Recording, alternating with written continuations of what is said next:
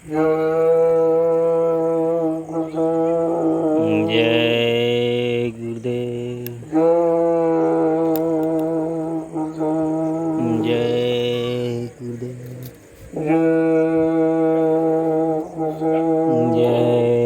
गुरुदेव। जय गुरुदेव नाम किसका? प्रभु का।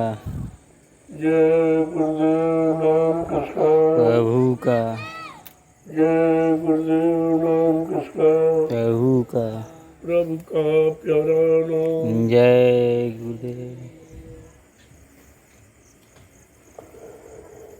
रात्रि परमात्मा संग्राम सेवा कर रहे सभी प्रेमीजनों,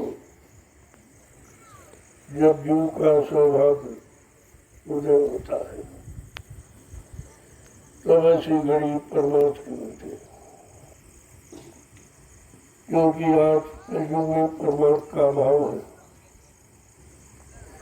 परमात्मा शब्द नहीं कोई जानता है, न परमात्मा को चुनना चाहता है,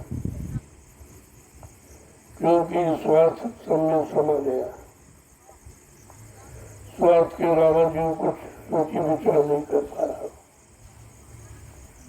और इतना स्वार्थ में डूब गया है कि बुद्धि का विवेक ज्ञान शून्य हो गया। जब सत्संगों में आओगे और संतों के परमार्थी वचन सुनोगे तब तुम परमार्थ की बात समझोगे। परमार्थ की परिभाषा आपकी समझ में आएगी कि वो परमार्थ किसे कहते हैं, क्योंकि ये तो कलयुग में है। अन्य युगों में तो परमार्थ की बात किसी ने कही नहीं, क्योंकि वो स्वार्थी युग थे। जो ऋषि मुनि जंगलों में तपस्या करने गए अपने निजी स्वार्थ के, योगी जनों ने योग साधना की अपने निजी स्वार्थ के, और काली शक्तियों ने मार काट की अपने निजी स्वार्थ मान सम्मान के। परमार्थ कहाँ था? परमार्थ तो अभी कलयुग में लगभग 750 वर्ष पूरे होने जा रहे हैं। जैसे संत कबीर साहब आए, जो कबीर साहब आए उन्हीं से संत मत चला, और संत नाम उन्हीं से सुनने को मिला, उसके पहले नहीं था। जब संत नहीं आए थे तो जीवात्मा का अंत नहीं था। जीवात्मा मृत्यु लोक से नहीं जा पाई, काल माया के कर्मों के जाल में फंसी रही। किसी ने निकलने का रास्ता बताया नहीं। जो भी आए वो भी फंसते गए, जो आया वो फंसता गया। कोई राज में, कोई पाठ में, कोई धन में, दौलत में, औरत में, बच्चों में, मान सम्मान अधिकार में, सब फंसे रहे।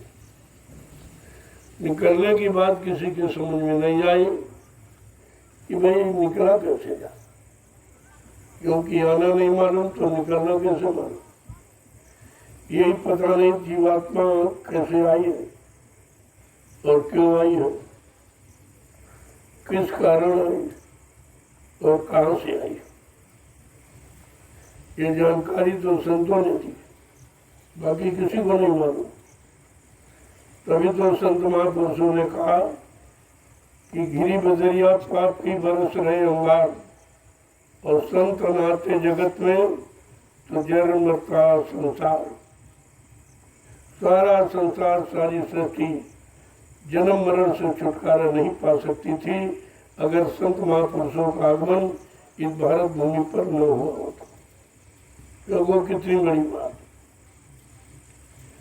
अब सारी समस्याओं का समाधान लेकर संत अपनी इच्छा से आया। देखा कि जीवात्मा को फंसे कितने युग निकल गए, बेचारी घर नहीं पहुंची, तो कहते लाग दया कोमल सी संताप। तब संतों के हृदय में दया उठी। उन्होंने अपना सत्यलोक मंडल छोड़कर मृत्युलोक मंडल में अपनी जीवात्माओं को जगाने के लिए, घर पहुंचाने के लिए आ गया। इसलिए आया। इनका आगमन इसलिए भारत भूमि पर हुआ। यही बात तो लोगों की समझ में नहीं आ रही कि संतों का आगमन क्यों हुआ और ये पहले युग में क्यों नहीं आए। अच्छे अच्छे युग थे, 1-1 लाख वर्ष उम्र वाली शरीर, मन की ताकत हाथी के बराबर, इंद्रियों में पूर्ण संयम त्याग वैराग, खान पान कर्म सब अच्छे थे, तब क्यों नहीं संत आए। उन्होंने कलयुग में आना चाहता था। क्यों? जिनका कोई सहारा नहीं होता, उन बेसहारों का सहारा बनने के लिए, उन गंदे जीवों को पाक साफ निर्मल पवित्र बनाने के लिए उन्होंने मृत लोक में कलयुग में आना पसंद किया और आकर जीवों को जगाने लगे, जगा करके घर पहुंचाने का रास्ता बताने लगे। यद्यप काल की व्यवस्था में फंसे जीवों ने समझ नहीं पाया, क्योंकि दयाल के वचन कभी कानों से सुने नहीं थे, दयाल पुरुष का कभी दर्शन दीदार किया नहीं था, तो वो समझ ही नहीं पाए कि दयाल किसे कहते हैं, काल किसे कहते हैं, दयाल क्या काम करता, काल क्या करता। उन्होंने कहा रे भाई, काल फंसाने का काम करता है और दयाल निकालने का काम करता है। दोनों का एकदम विरोधाभास है, एक दूसरे से मिलते जुलते नहीं है। काल फंसाने का काम करता है, दयाल निकालने का काम करता है। अब जीव को ये विचार करना चाहिए कि हम फंसाने वाले का हाथ पकड़े कि निकालने वाले का हाथ पकड़े। ये तो जीवों को सोचना चाहिए। तुम्हें अपने घर जाना है या काल माया के देश में मार खा के रहना, इसी में रोज जन्म मरण के चक्कर में फंस के रहना, कि हमेशा के लिए अपने घर जाना। ये विचार करना चाहिए। ये विचार जब भी करोगे जब विचारमान संत महापुरुष मिलेंगे, जिनके अंदर उच्च विचार है, उच्च करने कराने की शक्ति और सामर्थ्य, उनके सन्निकट जाओगे, उनके सत्संग वचनों को सुनोगे, तब तुम्हारी बुद्धि में आएगा कि हमें क्या करना चाहिए, किनका साथ करना चाहिए, किनका साथ नहीं करना चाहिए, किनको छूना, किनको नहीं छूना। यह छुआछूत है, गंदे खराब कर्मों की छुआछूत, गंदे खान पान की छुआछूत ये है। कोई आदमी की छुआछूत नहीं है, उसके गंदे खान पान, गंदे कर्मों को ये छुआछूत। इसी छुआछूत से दूर रखने के लिए संत महापुरुषों ने आपको शाकाहारी बनने का संदेश दिया। शाकाहारी बनो, जीवों को बुलाओ। जब तक जीव अपने वास्तविक खान पान में नहीं आएगा, तब तक जीवन का सुख आनंद नहीं मिलेगा, बीमारियों से फुर्सत नहीं मिलेगी, लड़ाई झगड़ों से, दैवी प्रकोपों से, दुर्घटनाओं से, अकाल मौत से आपको फुर्सत नहीं मिलेगी। समझना तो ये है, लेकिन ये कोई समझाने वाला नहीं। जिसने खुद अपने आप को समझा और अपने मन को समझा लिया और विकारों वासनाओं से दूर कर लिया, वो तुम्हें भी अलग कर देगा, तुमको भी अलग कर देगा अगर उसके संपर्क में आ गए तो। जैसे चुंबक, आप जानते हो, चुंबक के पास कितना खूबसूरत सिक्का ले जाओ, अगर उसके अनुसार उसमें गुण नहीं है तो वह आकर्षित नहीं करेगा, उसके आकर्षण में नहीं जा सकता। और कितना भी मतलब मेला कुछ चला हो, गंदा हो, लेकिन अगर चुंबक के अनुसार गुण है तो उनको अपनी तरफ खींच लेगा, फिर अपने अनुसार उनको पाक साफ पवित्र करेगा, उनको धोएगा, उनके अंदर से बुरे भाव विचारों को निकालेगा, बुरी वासनाओं से अलग करेगा। ये सब करके तुमको एकदम निर्मलता साफ कर देगा। लेकिन ये काम उसी के बस का है जो सदगुरु की शरण में गया और उनके आदेश हुक्म को माना, उसने अपना काम बना दिया। और उन्हीं को आदेश होता कि जाओ जीवों को संदेश दो, उनको भी बताओ, गुरु बन के नहीं, उनके रक्षक बनकर, उनकी सेवा का भाव रखकर कि चलो इनका भी कल्याण हो जाए, इनका उद्धार हो जाए। ये बनकर आपको हमें आपको सहयोग करना है। सहयोग की भावना अगर है तो इससे उच्च विचार फिर कोई नहीं। और सहयोग अच्छे काम का, बुरे काम से अलग करना और अच्छे काम में लगाना, इस सहयोग की आवश्यकता है। अगर सब लोग इसी तरह से एक दूसरे का सहयोग करने लगे, अच्छे मार्ग की तरफ ले जाने का, अच्छे कर्म सिखाने कराने का, अच्छे मानवीय खान पान यानी शाकाहारी सदाचारी ब्रह्मचारी बनने का अगर ये संदेश हिंदुस्तान में प्रारंभ हो जाए तो उसी को सतयुग कहेंगे। उससे जो व्यवस्था बनेगी वो सतयुगी व्यवस्था कहलाएगी। सतयुग कोई आदमी इंसान का नाम नहीं है जो महात्मा किसी देश से ले आएंगे आपको पकड़ा देंगे। वो तुम्हारे अंदर ही मौजूद है। 24 घंटे में अपने आप को देखो, कितनी बार तुम सतयुग में जाते हो, कितनी बार कलयुग में जाते हो। जब किसी के प्रति दया और निर्मल प्रेम का भाव होता और सहयोग की भावना होती कि अच्छे रास्ते पर इसको ले आया जाए, बुरे भाव विचार इसके अंदर से निकाल दिए जाए, का वो सतयुग की व्यवस्था कहलाती है।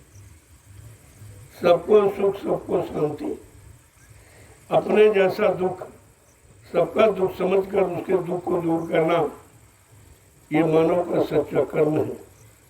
ये सच्चा कर्तव्य है जिसके बारे में मानव अभी सोच ही नहीं पा रहा कि हमारा वास्तविक मानव धर्म क्या है, हमारा वास्तविक मानव कर्म क्या है। जिस दिन हम धर्म कर्म को जान जाएंगे तो फिर किसी चीज को जानना शेष बाकी नहीं रहेगा।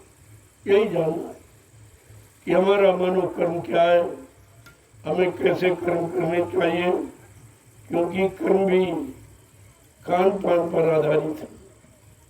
जैसा करो आहार वैसे बने विचार, यानी जैसा भोजन करोगे वैसे विचार पैदा होंगे।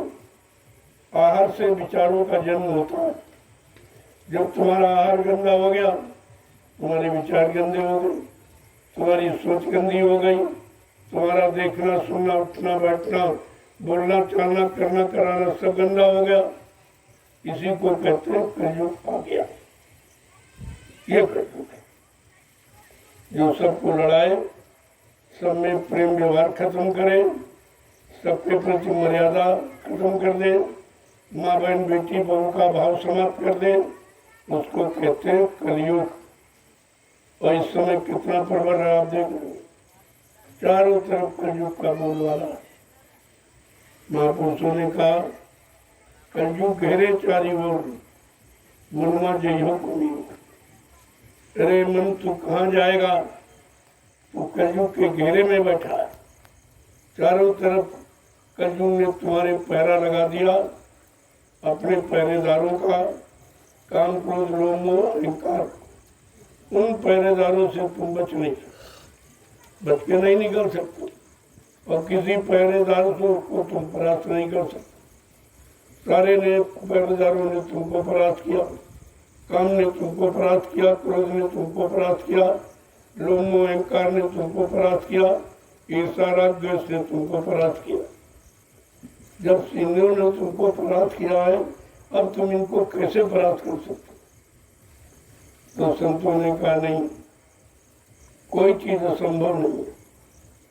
संत दरबार में, संतों की शरण में असंभव शब्द बना ही नहीं है। वो असंभव को संभव बनाते। न होनी को होनी में बदल देते हैं। ये संतों की शक्ति का प्रभाव। तभी तो अगर ऐसा न होता तो आवाज क्यों लगाई गई कि कलयुग को भगाऊंगा और सतयुग को लाऊंगा। ये कितनी जबरदस्त आवाज है। अगर क्षमता शक्ति नहीं है तो कलयुग से तो कोई जीते नहीं पाया। कलयुग ने सबको परास्त किया और कितने युगों से तुमको परास्त कर रहा और अभी तक तुम उसके सामने टिक नहीं पाए हो। लेकिन आज समर्थ महापुरुष ने एक अनोखी आवाज भूमंडल पर लगा दी कि कलयुग को भगाऊंगा और सतयुग को लाऊंगा। किसी के सहारे, किसी के बलबूते पर नहीं, अपनी तपस्या त्याग के बल पर 1000 वर्ष के लिए सतयुग लाऊंगा। और जितने जीवों को नाम से जोड़ा, जब तक उनकी जीवात्मा को घर नहीं पहुंचा दूंगा, मैं इस मानव शरीर को छोड़ के जाने वाला नहीं हूँ। ये कितनी बड़ी बात है। और तुम सब बोल गए हो, जब गुरु वचनों को बोल जाओगे तो शंका संदेह बोल में चले जाओ। और यही तुम्हारी परेशानी, दुख, तकलीफ का कारण है। तो इसलिए एक एक वचन को बड़ी गंभीरता के साथ, ये वचन किताबों में नहीं मिलेंगे और कोई आपको बताएगा भी नहीं, क्योंकि ये जानकारी किसी के पास नहीं है कि कलयुग का समय कैसा, इतना खराब कैसे हो गया। अब इसे अच्छा कौन बना पाएगा या अच्छे में इसको परिवर्तित कौन कर देगा। ये तो शक्ति सामर्थ किसी में, न राजा में है, न प्रजा में, न ज्ञानी ध्यानी विज्ञानियों में। ये शक्ति केवल वक्ते मूर्छित समय के सदगुरु में है और किसी में नहीं। अब समय का सदगुरु कौन है? क्योंकि तुम्हारे पास तो कोई पहचान है नहीं। जब तुम गुरु को नहीं पहचान पाए हो तो सदगुरु को कैसे पहचानो? तो बहुत बड़ी चीज है। लेकिन तुम्हारे सामने जिक्र किया गया सदगुरु का कि बिना सदगुरु के कोई जीवात्मा काल माया के देश से निकल के अपने घर नहीं जा सकता। वो सदगुरु का काम, गुरु का काम है राजपाट दिलाना, धन दौलत मान सम्मान अधिकार दिलाना, पद पत्नी बाल बच्चे दिलाना। ये गुरु का। सदगुरु का काम सत माने ईश्वर, गुरु माने मिलाने वाला। जो ईश्वर ब्रह्म पार ब्रह्म महाकाल सतपुरुष से मिलाए, दर्शन दीदार कराए, प्रेमी उसको कहते हैं सतगुरु, ईश्वर का गुरु। कितना बड़ा परिचय, जो परिचय किसी ने नहीं दिया वो परिचय आपको मिला। इसीलिए जो काम कोई नहीं कर पाया वो काम करके दिखाया जाएगा। लोगों ने थोड़ा बहुत काम किया, जिनको आपने भगवान कहा, उन्होंने हिंसा की, मारकाट किया, कौन खराबा किया तो किया। लेकिन कलयुग का महापुरुष, कलयुग का की परिवर्तनकारी शक्ति ये पाठ नहीं दोहराएगी मारकाट वाला। वो अपनी वैचारिक क्रांति के द्वारा देश दुनिया में परिवर्तन करके दिखा देगी। इन्होंने तो देशी प्रदेशी परिवर्तन किया रामकृष्ण ने, लेकिन बच्चे समय का सदगुरु विश्व परिवर्तन की आवाज लगा रहा कि सारे विश्व की व्यवस्था बदल जाएगी। कहा मेरे पास वो भूमिका है जिस भूमिका के आगे एक दिन सारा विश्व नतमस्तक हो जाएगा। ये सब बातें आपको समझनी चाहिए। धीरे धीरे जब संदेशों को सुनोगे तो आपको समझ में आ जाएगा। पहली बात तो ये संदेश कहीं है नहीं, किसी से मुझसे आप सुन नहीं पाओगे, न कोई ये संदेश आपको देगा, क्योंकि ये संदेश परमार्थ का है और लोगों को अपने निजी स्वार्थ की चिंता है कि हमको राज मिल जाए, हमको पाठ मिल जाए, धन दौलत मिल जाए, हमारा हमको अधिकार, हम तो मतलब अधिकारी बन जाए, कर्मचारी। लेकिन भक्त बनने के लिए कोई नहीं तैयार। कोई ये नहीं कहता कि हम भक्त बन जाए।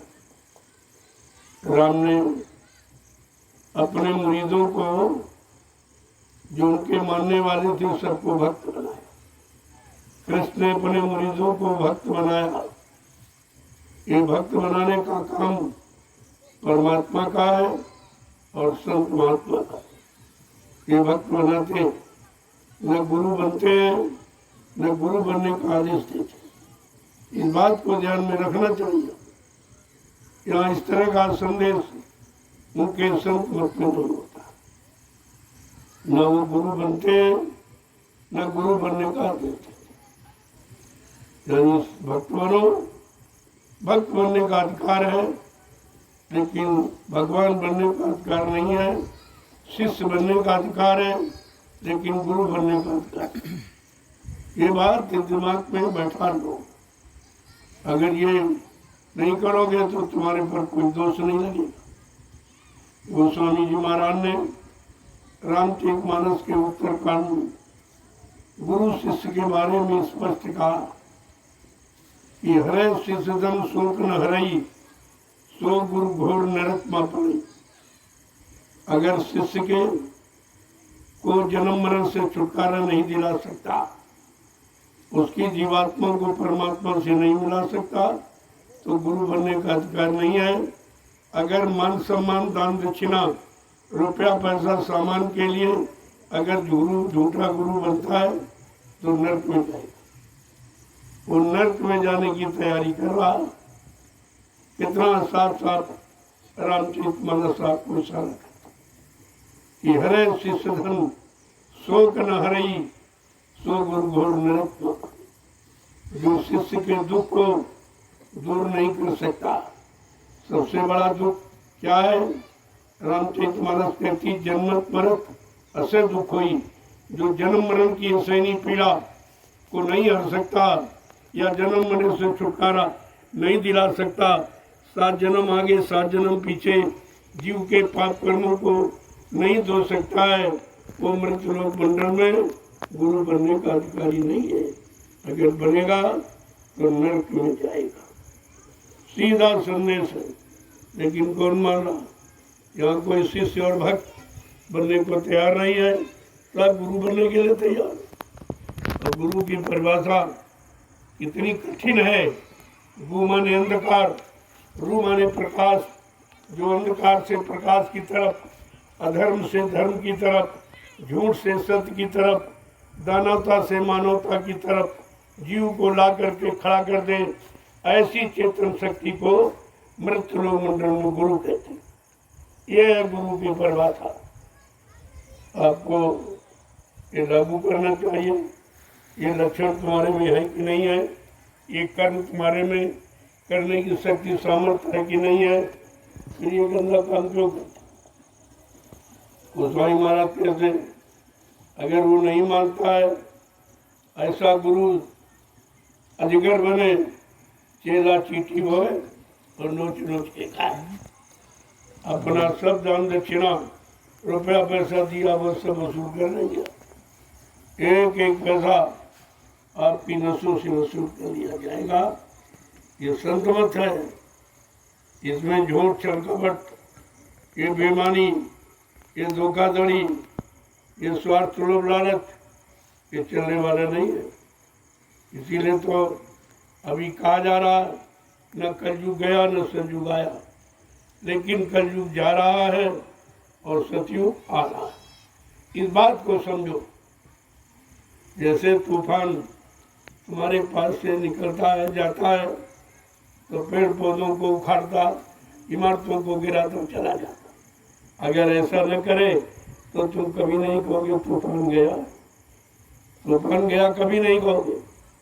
उसी तरह कर जो ये मार काट हिंसा, ये चोरी डकैती कत्ल बलात्कार, झूठ छल कपट बेईमानी, ये जब नहीं करेगा तो तुम कैसे जानोगे कि कलयुग कैसा था और कलयुग जाने की जरूरत है? नहीं तो हम लोग तबाह हो जाएंगे। तब तुम कलयुग को जाने में सहयोग करो। और ये बात कोई नहीं कह रहा। ये राजा प्रजा और ये आत्मा महात्मा कोई ये बात नहीं कर। जिसकी जरूरत है वो तो न कहते न जानते। ये काम उनका नहीं है। परिवर्तन करना राजाओं का काम है, परिवर्तन करना नेताओं का काम नहीं, परिवर्तन करना ये भेषधारी महात्माओं का नहीं काम है, वो संतों का काम है। संत इससे बिल्कुल बहुत दूर बैठे, एकदम सादगी में, तुम उनको पहचान ही नहीं सकते हो। वो शक्ति के भंडार है, वो परिवर्तन करने आए और परिवर्तन करके दिखा देंगे आप। लेकिन थोड़ा इंतजार करिए। इंतजारी सबने की है। जिनको भगवान कहते हो, चाहते तो अयोध्या से फौज ले आते, लंका पर चढ़ाई करते थे, लेकिन नहीं, उन्होंने 14 वर्ष इंतजारी की है। कहाँ? जंगल में, गर्गस्ती में नहीं, राजपाट अयोध्या में नहीं की, इंतजारी जंगल 14 वर्ष की। इतिहास को उठाकर देखो कि बिना इंतजारी का कोई इतिहास नहीं। इतिहास इंतजारी का, परिवर्तन इंतजारी ही परिवर्तन का माध्यम है। और आप सबने किया तो आपको भी करना। कृष्ण ने इंतजारी किया, लेकिन बाबा जी ने तो कितनी बार कहा कि भगवान राम को परिवर्तन करने में 14 वर्ष लग गए, भगवान कृष्ण को 18 दिन लग गए, लेकिन बच्चा कलयुग का परिवर्तन करने में हमको 18 मिनट भी नहीं लगेंगे। इस बात को नहीं तुम्हारी समझ में आया? क्यों कैसा समर्थ महापुरुष है जो कलयुग जैसे खराब युग को ये 18 मिनट में बदल सकता है, वो कितना महान है। लेकिन बात समझ में क्यों नहीं आती? क्योंकि आपने उनकी मानता को समझा नहीं, उनकी मानता को जाना नहीं, इसलिए तुम्हारी समझ में नहीं आ रहा। लेकिन महापुरुष कभी किसी रात को छिपाते नहीं। गूढ़ हो तत्व न संत दुराऊ। जीवात्मा परमात्मा के गूढ़ राज को संत महात्मा कभी छिपाते नहीं, वो खोल के कहते। मानो न मानो ये तो तुम्हारा काम, लेकिन वो खोल के कहते, और इतना सरल करके कि हर जीव कर सकता है। छोटा बड़ा गरीब अमीर, पढ़ा लिखा अनपढ़, किसी जात पात का, परमात्मा पाने का अधिकार सबको। उसमें कोई जाति पाति लागू नहीं होती, जात पात पूछे नहीं कोई, और हरि का भजन सो हरि का। कितना साफ साफ ये मतभेद अलग कर दिया। संतों ने किसी रात को कभी छिपाया नहीं है, जो जीवों के लिए लाभकारी, लाभ देने वाला। जय गुरुदेव, जय गुरुदेव, जय गुरुदेव, जय गुरुदेव। देखो ये है सत्संग, ये कथा वार्ता भाषण स्पीच प्रवचन नहीं, ये पिछले युग की कहानियां नहीं दोहराई जा रही, ये समय का इतिहास, समय के लोगों के लिए जो एक व्यवस्था बनाई जा रही है, भूमिका बनाई जा रही है, वो इतिहास आपके सामने वर्णन किया जाता है, ताकि आप ये न कह सको कि सब जानते थे तो बताया क्यों नहीं था। बताना चाहिए था। इसलिए तुम मानो न मानो, सुनो न सुनो, तो तुम्हारा काम, लेकिन बताने वाले अपना ये कार्य निष्प्रत करते ही रहते, क्योंकि उनको जो अधिकार आदेश मिला है कि जन जन के कान तक इस समय के संदेश को पहुंचाना। अब जितने जीव जाग जाएंगे वो तुम्हारा काम करेंगे, तुमको लाभ देंगे। अरे भाई कुछ नहीं कह सकते हो, और वाणी तो खुलते हो, निंदा आलोचना बुराई में लग जाते हो। उसकी जगह पर ये समय का संदेश जो जीवों के हित में है, संत महापुरुषों ने जो दिया है, उसको जन जन के कान तक पहुँचाना, ये मानव का असली कर्म धर्म है। इस समय कलयुग का कर्म यही, कलयुग का सच्चा धर्म यही, कि लोगों में मानवता, इंसानियत, प्रेम, प्यार, मोहब्बत, सेवा, दया, सदाचार, परमात्मा की यादगार आ जाए। मानव के मन मस्तिष्क में माँ, बहन, बेटी, बहू की परख पहचान आ जाए। तो इससे बड़ा और धर्म क्या है? इससे बड़ा और संदेश समय का क्या? इसी की जरूरत है। पिछले युग की कहानियां दोहराने से ये समय का काम नहीं होगा, समय का परिवर्तन नहीं होगा, समय का सुधार समय के वचनों से महापुरुषों की होगा। तो आपको तो ध्यान में रखना चाहिए। जय गुरुदेव, जय गुरुदेव, जय गुरुदेव। जय गुरुदेव। देखो आप लोगों ने बड़ी मेहनत, ये तो मेहनत अवर्णीय है, अखतनीय है, अनिवर्चनीय। इसका कोई वर्णन नहीं किया जाता। ये कागज कलम स्याही से लिखकर नहीं बताया जा सकता।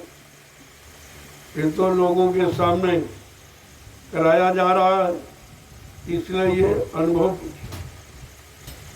ये रात में इतनी भीषण गर्मी, तापक्रम इतना बढ़ गया कि लोग घरों के अंदर बेचारे निकलना बाहर नहीं चाहते, इतना परेशान है, तकलीफ में हैं। और ये नैमिषारण्य की 88,000 ईस्वियों की तपोभूमि पर ये परमार्थी संदान सेवा हो रही है। तो ये देखकर लोग बड़े आश्चर्य में, अरे ये आश्चर्य नहीं है, इसके द्वारा जो आगे काम होने जा रहा वो आश्चर्यजनक है। वो काम आश्चर्यजनक होगा। दुनिया के लोग दांतों तले उंगली दबाएंगे। इस इतिहास को पढ़कर, इतिहास को जानकर यही कहेंगे, मैं समय से चूक गया, मैं समझ नहीं पाया इसका इतना बड़ा लाभ है, इसमें इतना बड़ा गूढ़ रहस्य छिपा हुआ है। संत महात्मा किस तरह से सरल और सहज सुगम भूमिका बनाकर जीवों को लाभ दे देते हैं। लेने वाले ले लेते और हंसी मजाक, निंदा, आलोचना, बुराई करने वाले रह जाते। ये तो हमेशा ऐसा, ये कोई नई बात नहीं है।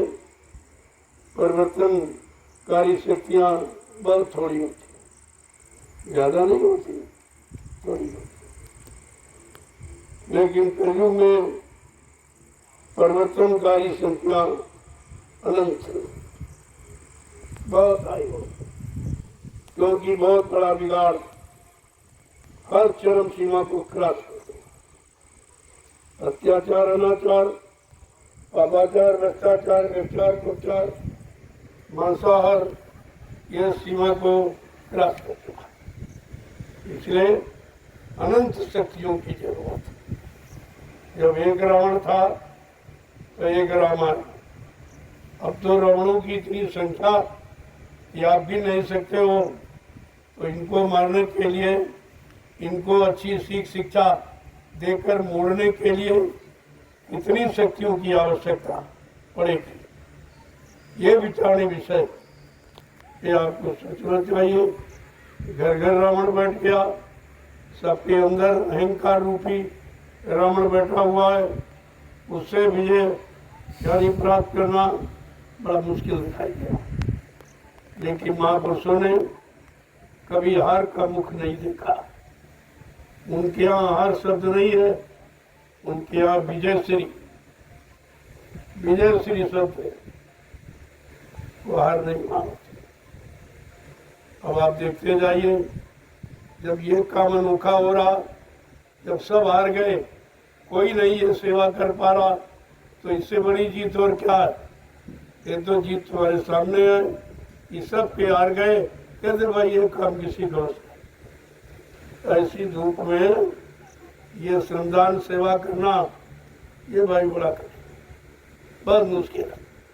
यानी तुम्हारा मन हार गया, तुम हार गए उस सेवा से, तो ये सेवा एक दिन सबको हरा देगी।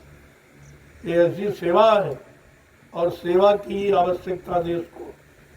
अगर सच्चे सेवादार, शाकाहारी, सदाचारी, चरित्रवान अगर सेवादार तैयार हो जाए तो ये धार्मिक धरा जो भगवान राम कृष्ण की है, इस पर किसी चीज की कमी ही नहीं, केवल कमी है नीति, सिद्धांत, आचरण की, खान पान, इसकी कमी। अगर इस कमी को दूर कर दिया जाए तो तुम कहोगे सतयुग आ गया, तुम यही कहोगे कि सतयुग आ गया।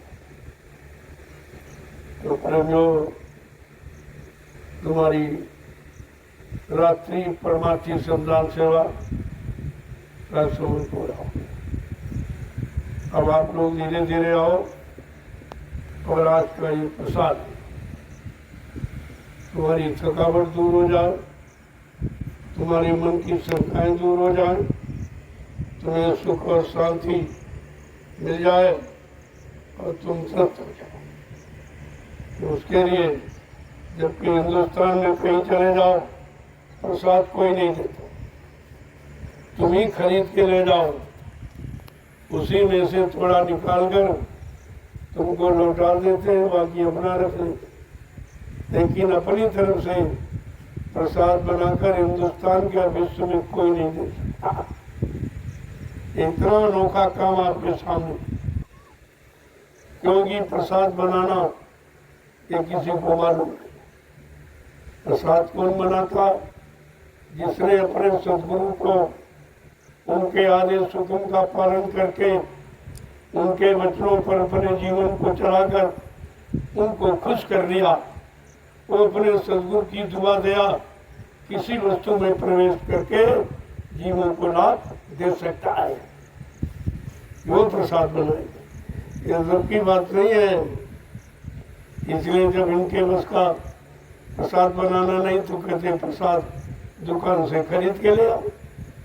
अरे तो प्रसाद खरीदा नहीं जाता, प्रसाद बनाया जाता। पेड़े बता से चीनी खरीदी जाती, प्रसाद बनाया जाता। इन बनाने खरीदने के भेद को समझो तो तुम्हारे अंदर की सारी शंकाओं का समाधान हो जाएगा। ये प्रसाद बनाना भी किसी के बस की बात नहीं, तो ये तुमको दे ही क्या सकते, फिर इसके चक्कर में समय क्यों खराब करते। जय गुरुदेव, जय गुरुदेव, जय गुरुदेव, जय गुरुदेव, जय गुरुदेव। नाम किसका?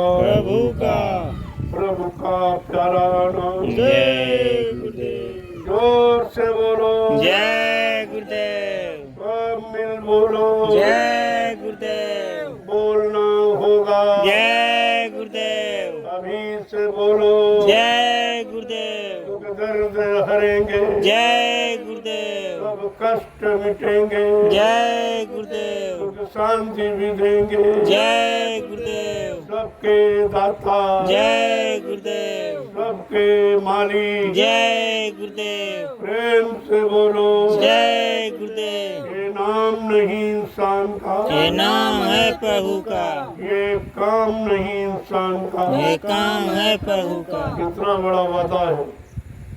जिनको कोई शंका हो, आप जिनका भी नाम ले रहे हो, हमारे यहाँ किसी नाम का विरोध नहीं।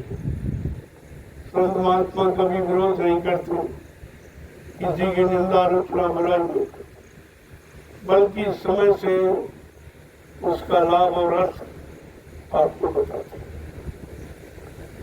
हरियुग का समय बता रहा, हरियुग में नया पुरुष नए नाम को जगाया। सतयुग में योगियों ने हरि नाम लगाया, त्रेता में ऋषि मुनियों ने राम नाम लगाया, द्वापर में कृष्ण नाम लगाया गया। जब हरियुग का अलग अलग नाम, अलग अलग उनका काम, तो कलयुग के जीवों को सोचना चाहिए कि हमारे कलयुग का कौन नाम है, हमको कौन नाम हमारा काम करेगा, हमें लाभ देगा। तुम इतना भी नहीं विचार कर पाए हो पिछले इतिहासों को पढ़कर। एक कलयुग का जगाया, ये जय गुरुदेव नाम प्रभु का, ये प्रभु का नाम है जगाया। कम से कम विचार, प्रभु से बढ़ के क्या, सारी सत्ता प्रभु की है। मृत्यु लोक से लेकर और बीच के जितने लोग और सबसे ऊपर सतलोक, वहां तक ये प्रभु की सत्ता है। आज वो प्रभु सत्ताधारी स्वतः मानव चोला धारण करके मृत्यु मंडल पर आ गया और प्रभु नाम का प्रचार करा रहा, प्रभु नाम से जीवात्माओं को जगा रहा, प्रभु नाम का बेड़ा भवसागर में लगाकर जीवात्माओं को परमात्मा से मिलाने का वादा कर रहा है। इससे बड़ी सच्चाई और क्या हो सकती है। अरे भाई, जब तुम्हारा काम कोई न करे, आप जब गुरुदेव नाम की परीक्षा करके दो तब मानो। आप हमको ऐसे थोड़ी कर रहा, जब तुम्हारा काम कोई न करे और चारों तरफ से आप हार गए, जिनकी पूजा कर रहे हो, जिनका नाम ले रहे हो, वो भी तुम्हारा काम नहीं करें।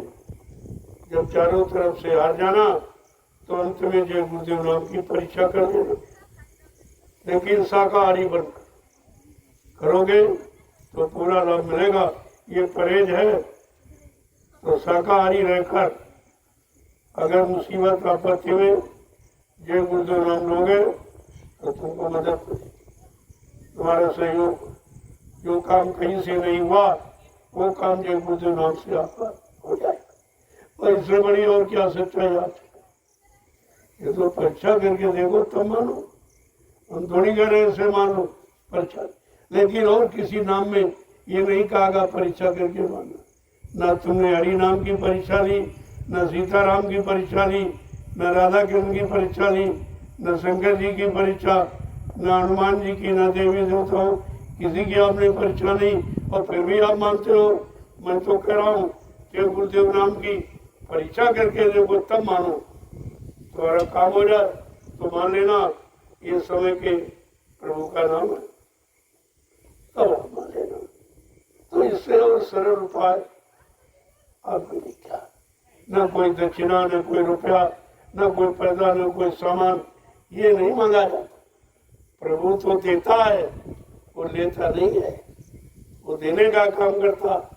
तो प्रभु नाम जब लोगे तो वो सबको देगा, सुख शांति देगा, दुख को दूर करेगा, मुसीबत दूर करेगा, शंकाओं का समाधान करेगा, भूत प्रेतों से निजात दिलाएगा। ये सब काम होगा।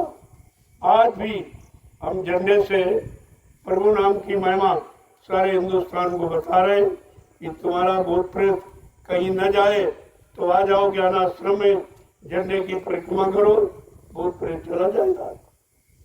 कोई दक्षिणा नहीं, कोई चढ़ावा नहीं, कोई फूल पत्र अगरबत्ती कुछ नहीं, आपको देना नहीं, लेना ही नहीं। और फिर भी आप चूक गए और नहीं ले पाए तो फिर तुम जानो तुम्हारा काम जानो। जय गुरुदेव, जय गुरुदेव। और प्रेमियों चलो धीरे धीरे महाप्रसाद को ले लो।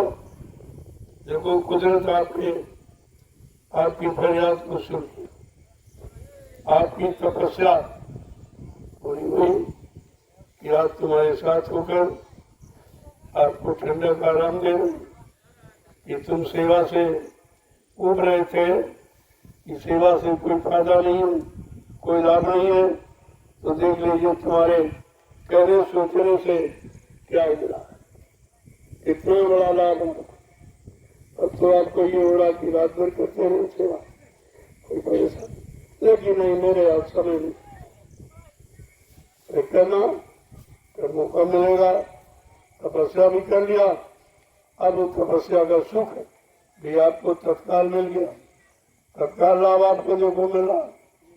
अभी तक पसीना ही पसीना, एकदम मतलब यानी तपस्या में एकदम आप ही गए थे, लेकिन अब देखिए उस तपस्या का फल देखो कि तत्काल एकदम परिवर्तन, एकदम आपको ठंडा ठंडा कर दिया।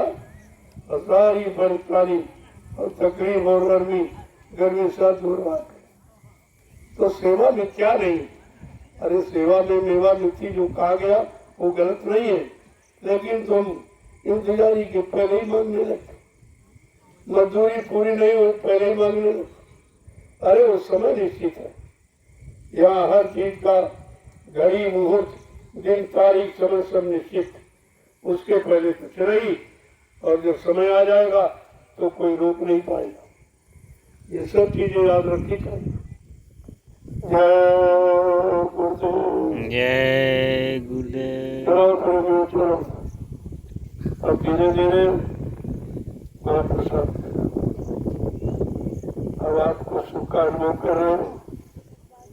देखो प्रसाद का लाभ सुख की वेला पर मिला।